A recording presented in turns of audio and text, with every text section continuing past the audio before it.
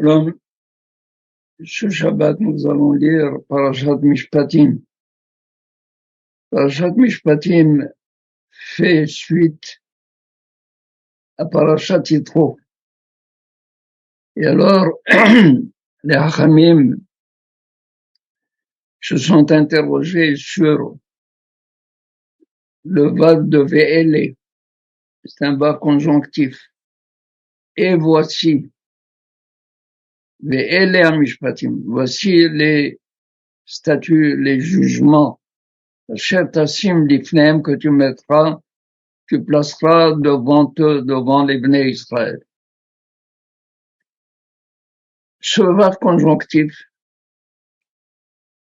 a l'air de coordonner la parashat Yitro, la parashat Mishpatim. Bien plus que cela, les Hachamim ont dit, il y a une différence entre Ele et Ele. Quand on dit Ele, c'est-à-dire voici, j'ai annulé, je n'ai plus tenu compte de tout ce qui a précédé. Il ne faut tenir compte que de ce que nous allons dire, ce que nous allons parler. Dans le Lachon, dans le langage des Hachamim, elle est posel arishonim. Posel, ça veut dire qu'il annule ce qui a été dit en premier. Tandis que elle est mosif al arishonim. Il ajoute, non seulement qu'il coordonne, mais il dit en plus autre chose.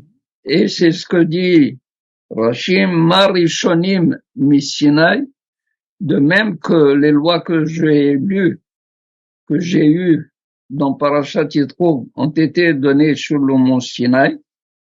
Ainsi, les Mishpatim dont nous allons parler dans Parashat Mishpatim, comme par exemple l'esclave hébreu, la Ama Ivriya, la servante hébraïque, tout cela c'est dit aussi à Sinaï. Marishonim Sinaï, Afaharonim Sinaï. Et c'est important. C'est important parce que Mishpatim,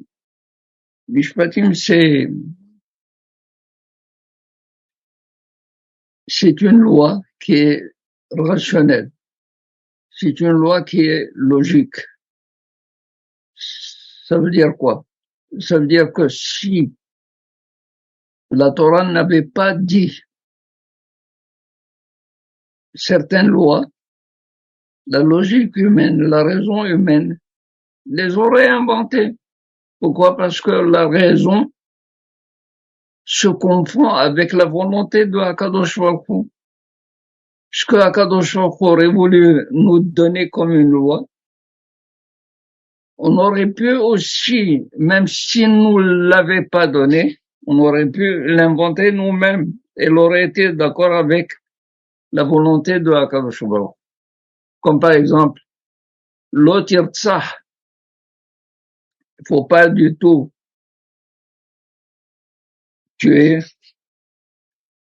Tout le monde est d'accord qu'il faut pas tuer. Parce qu'à partir du moment où on commence à tuer, alors on tue. Et les gens se font tuer. Akadosh Baruch Hu, il nous dit, voici ces jugements que tu dois placer devant eux.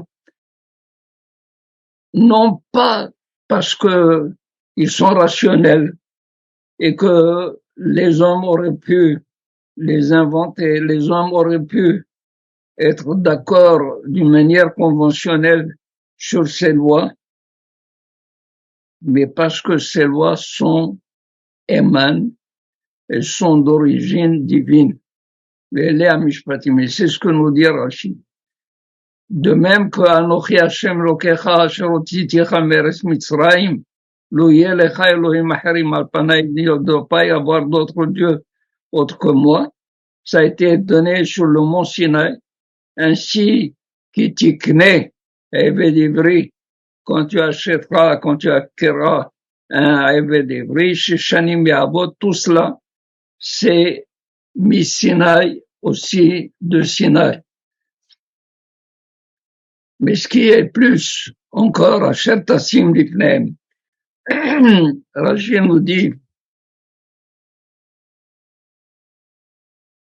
Akadosh Baruch Hu dit à Moshe, Moshe, ne faut pas te dire, je vais répéter ma leçon une fois, deux fois, trois fois, qu'ils aient compris ou ils n'aient pas compris, peu importe, moi j'ai fait ce que j'ai à faire, je l'ai dit, je l'ai répété, à eux d'exercer.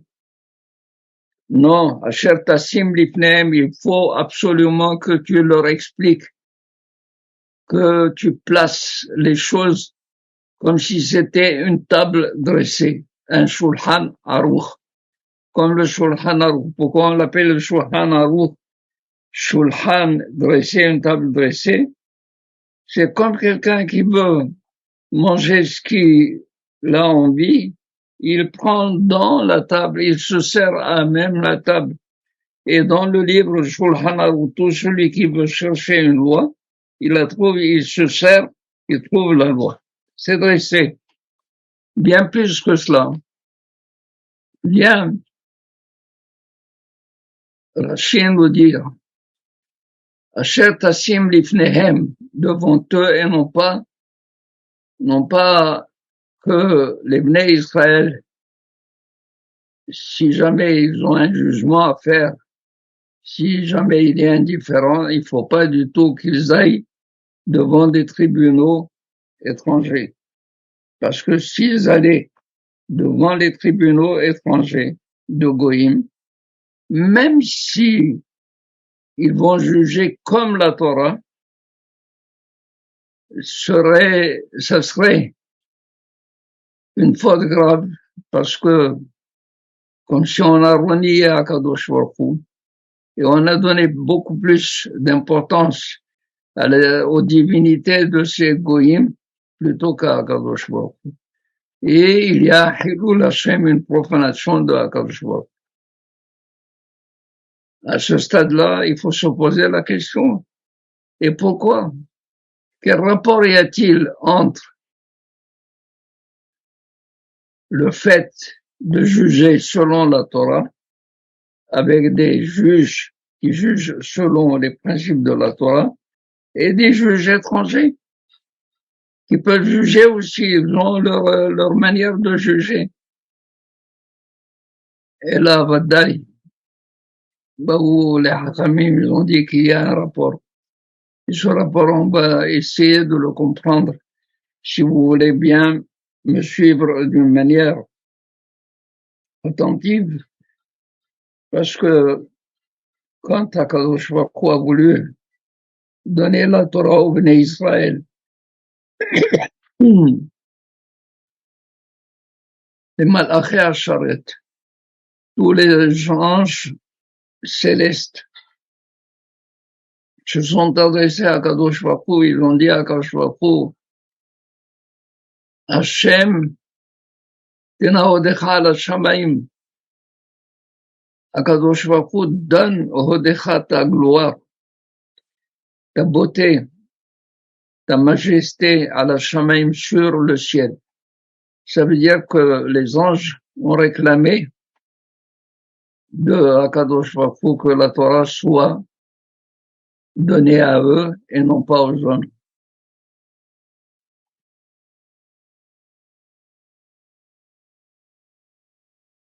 Bah, Akadosh Baruch Hu a dit à Moshe Rabbeinu qui est venu chercher la Torah, Moshe répond aux Malachim. Alors Moshe a dit à Akadosh Baruch Hu, j'ai peur qu'il me tue, qu'il m'assaille, parce que ils peuvent carrément me brûler avec leur souffle. Il a dit, n'aie pas peur, attrape, saisis qui c'est à Kavod, et réponds. Alors, Moshe Rabbeinu leur dit, pourquoi voulez-vous recevoir la Torah? avez-vous été esclave de Paro en Égypte?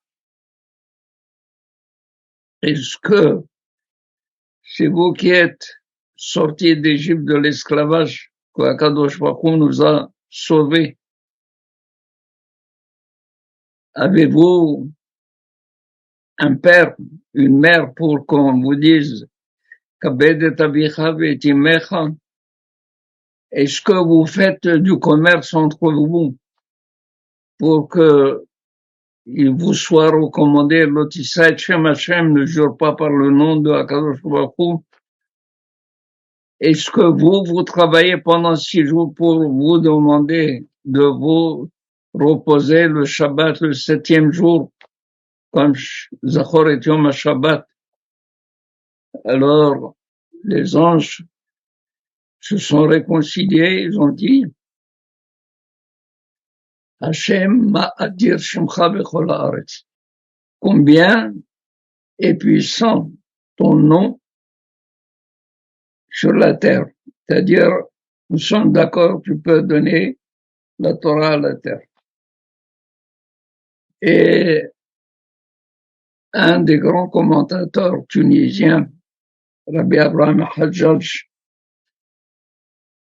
alav shalom, il s'est posé la question, il dit, quel est le problème? Pourquoi les malachim voulaient recevoir la Torah? C'est un problème qui a été posé par plusieurs commentateurs, dont le Hida. Le Hida, alav shalom, il a dit que les anges sont venus avec une tana, avec un argument très, très fort. Quand il y a Shimon et Réhouven, son voisin, Shimon veut vendre son terrain, qui est voisin à celui de Réhouven.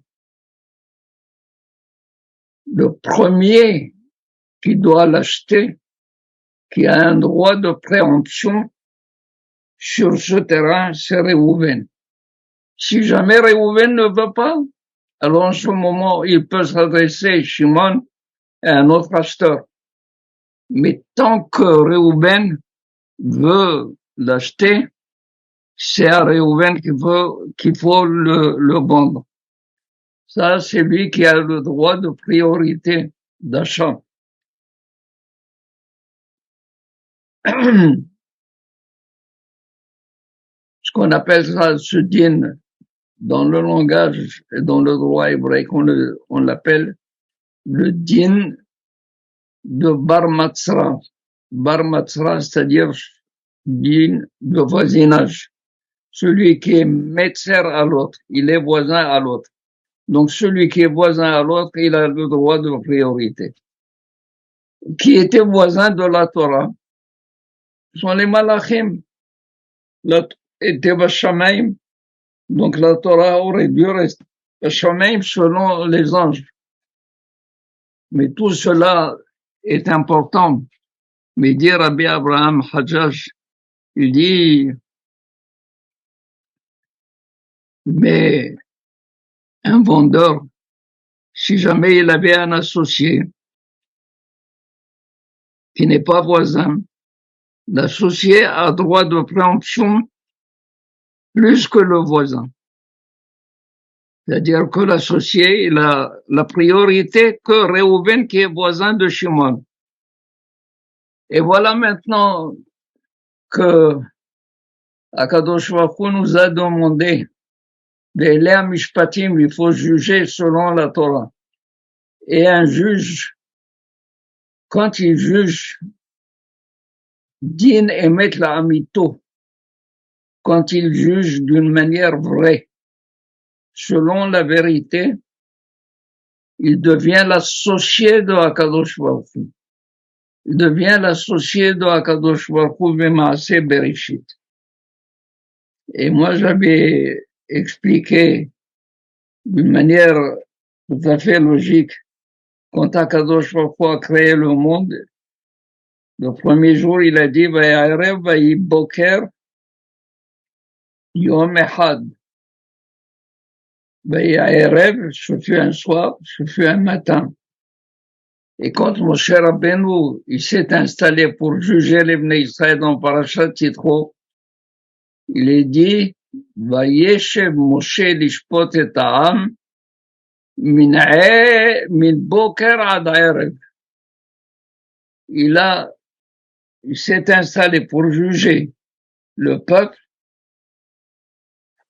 du matin au soir. Akadosh Baruch Hu a créé le monde du soir au matin. Le juge, il maintient le monde du matin au soir. Donc, il devient l'associé de Akadosh Baruch Hu Maaseh Bereshit. Alors, il dit, Ve'eleh Mishpatim. Pourquoi Ve'eleh Mishpatim fait suite à la Torah? Si jamais le juge, si jamais nous jugeons comme il faut, nous sommes les associés de Akadosh Baruch Hu. Et du fait que nous sommes les associés de Akadosh Baruch Hu, nous avons le droit de recevoir la Torah avant les Malachim. Mais quand est-ce cela? Quand on juge selon la Torah, selon ce que la Torah nous a dit. Ah ben, si nous allons chez d'autres juges et on ne juge pas selon les principes de la Torah, qu'est-ce qu'on fait? On renie Hashul Shalom Akadosh Baruch Hu. On n'est plus les associés de Akadosh Baruch Hu. Et ça devient une profanation. Et dans ce cas-là, nous n'aurons pas mérité de recevoir la Torah sur terre. Voilà le lien qu'il y a entre le don de la Torah et les Mishpatim. Le bas conjonctif qui relie Parashat Yitro à Mishpatim, de telle sorte que les Bnei Israël méritent réellement tout ce que Akadosh Baruch Hu leur a offert comme Torah et comme jugement. Les Ratson, comme disent les Hachamim, que Tzion b'mishpat tipadeh, v'shabeha b'zdaka. Même Tzion, même Yerushalayim, sa libération ne peut se faire que par le mishpat, par le maintien de la justice, par l'exercice de la justice, par l'application de la justice, Vishabeha et tous ceux qui vont retourner à Tzion Bizdaka, et Ratson Shiye, Biemera, Biamenu, Amen, Kine Ratson.